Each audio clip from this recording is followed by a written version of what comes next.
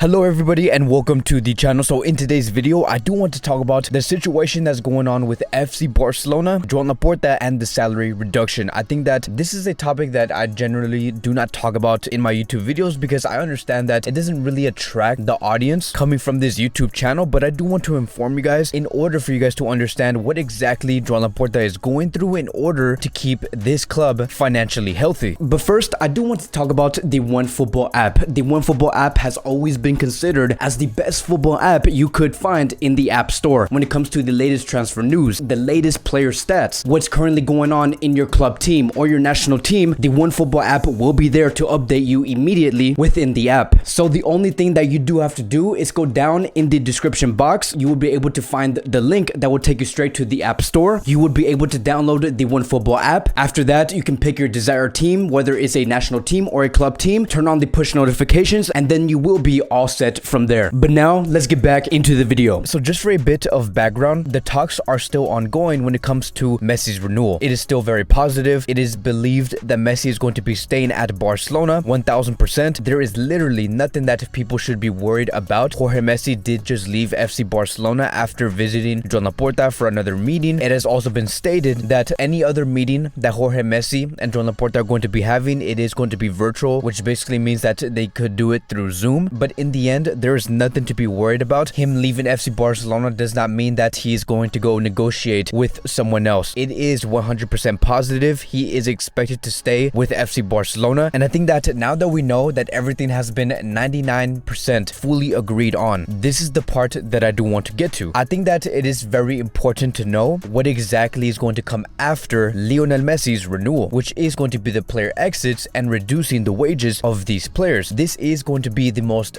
difficult obstacle Joan Laporta is going to have to go through, like I have said in my previous videos. If there is one thing that Barcelona badly needs to get done this summer, it is for Joan Laporta to restructure this club financially. And let me tell you guys, the idea does exist. The idea coming from Joan Laporta, Mateo Alemán, Jordi Cruyff, and Ramon Planes, they know exactly who to sell. They know exactly who to talk to when it comes to the wages. They know what they want this Barcelona team to look like for the next season. They have a clear image. The idea is there, my friends, but they have to figure out ways in order to do so, because it is easier to say it than actually getting it done. And so a report did come out a couple of hours ago, and it states here, according to Rack 1, Barcelona estimates that after Messi's renewal, 200 million euros of the overall salary mass of the squad will have to be reduced. So let's really pay attention to what this actually means, right? And I do want to make this very clear for everyone watching this video. Back in the 2019-2020 season, Barcelona's wage bill was 671 million euros, right? Let me say that again, 671 million euros. In this upcoming season, Javier Tebas, who is the president of La Liga, he has stated that these clubs, and especially Barcelona, are only limited to spend only half of what their wage bill was a couple of months ago, before the pandemic, which basically means, right, and it says here, according to The Athletic, that Barcelona, in terms of the wages and what their wage bill should be like, they can only spend about half of what they previously did spend, so around the ranges of 350 million to 383 million euros. And just to put that into perspective, to see where Barcelona do stand when it comes to comparing wage bills with other clubs within the league, Atletico Madrid cannot spend no more than 252 million euros. As for Sevilla, it is going to be 186 million euros. For Villarreal, it's going to be 145, Valencia 103 million, and then for the newly promoted side Elche, their salary cap is going to be 34 million euros, which is going to be the smallest salary cap within La Liga. So now that we know this, right, now that we know that this is very clear, and now that we know that this is going to be the wage bill for the next season, how is Barcelona going to plan to achieve such a goal? Because again, this is going to be a very difficult obstacle. It is easier to say it than actually to get it done. And it's going to come down to two things. Number one, to sell players. Obviously, if you sell players in the summer, that selling club is no longer going to be in charge of the wages to pay the player. As a matter of fact, it says here, according to Mundo Deportivo, Barcelona urgently need to facilitate the departures to several of their players. The current squad has a total of 33 players. This is an unsustainable number to be able to deal with the salary limit set by La Liga. So there are many reasons on why Barcelona should be letting go of players, even if it has nothing to do with the wages. Barcelona cannot have a total of 33 players within the squad. Barcelona can only have 25 players within a season, which basically basically means that 8 players need to leave at the very minimum. And I want you guys to comment down below, who do you think those 8 players should be? And then moving on to point number 2, Joan Laporta is going to have to ask these players for a bigger wage cut, which is going to be the other solution towards fixing our finances. We have heard previously, coming from Joan, that he is completely fine with taking another wage cut, that he wants to do everything in his power in order to help Barcelona in whatever way. And then as for Lionel Messi, we have already heard from a very new report that Messi has agreed on a 2-year contract with FC Barcelona. The wage that he is supposed to be receiving in total within those 2 years is going to be spread into 5 years. So in other words, Joan Laporta could delay the payments of these players, like what we have heard with Messi and Piqué. But one very big question that I do have, that I do not even know myself, is going to be this. I really do want to know if Joan Laporta and Mateo Alemán have the capacity and the permission to lower the wage of these players and correlate them and match their performance, because I just do not think that, for example, a player like Samuel Umtiti should be earning 12 to 13 million euros every season for not even playing. But then again, I also do have the understanding that these players have signed a contract with FC Barcelona. When you sign a contract with FC Barcelona, when Barcelona says, okay, once you put this pen on paper, we are going to be paying you this specific amount, then the club is going to have to pay that player no matter what. They cannot negotiate a lower wage only because they are struggling financially. But apart from the wages and the salaries, another question that we do want to have answered is going to be, is there any other ways Barcelona could generate revenue for the next season? And then it says here, according to Sport, the governor approves of the spectators' return for stadiums without a maximum capacity after a year and a half of empty stadiums. The Camp Nou will once again start to bring the audience in starting in August, and Barcelona estimate that they will be generating around 60 million euros with these measures. So what does this mean, right? It basically means that Barcelona are going to be operating at full capacity. They will be welcoming every person, and Barcelona will be able to generate a total of 60 million euros throughout that season, which is going to be some huge help. And let's not even think about the revenue just for a second, right? We understand already that having fans back at the Camp Nou is great, but one of the most important things that I want to point out about this is the fact that having fans in general at the Camp Nou is a huge deal, because I do not know if you guys have noticed, but one of the things that I have really pointed out this summer was to compare the atmosphere of the Copa America and the Euros. Because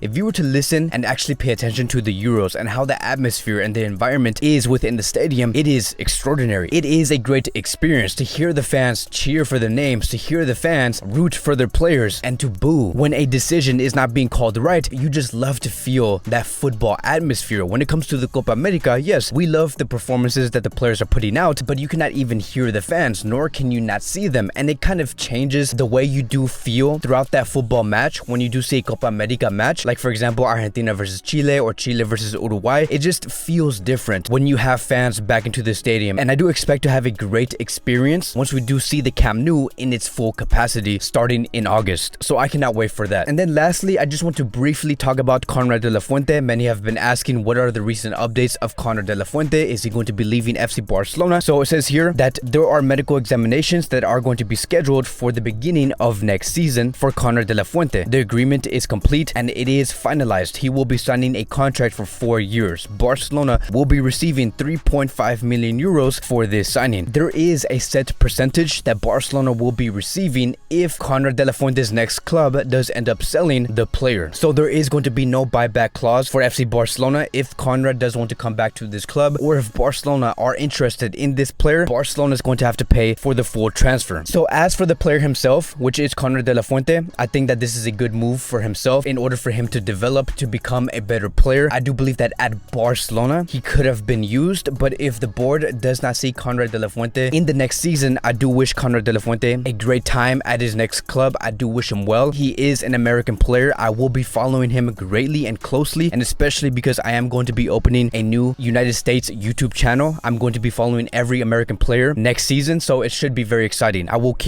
be keeping a very close eye on Konrad de la Fuente. But that is going to be wrapping up today's Barcelona daily news. Thank you guys so much for watching. If you guys are new here, welcome to the channel. Please like, subscribe, comment, and I will see you guys in the next video.